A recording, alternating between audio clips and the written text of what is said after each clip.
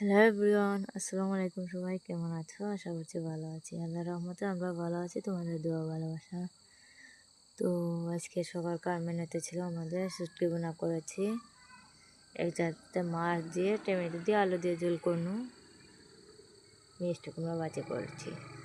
তো এইটুকু ছিল আমাদের মেনুতে। তো কে কে দিয়ে খাচ্ছ না খাচ্ছ প্লিজ কমেন্টে গিয়ে জানাবা। আর যারা যারা আমাকে নিয়ে খারাপ মন্তব্য করছো তাদেরকে বলি, আর আমার সামনে এসে করো, পিছনে না করে,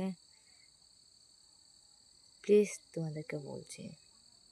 কারণ আমি ফ্যামিলিতে সাপোর্ট পাচ্ছি না, অনলাইন জগতে অনেক আশা নিয়ে এসেছি।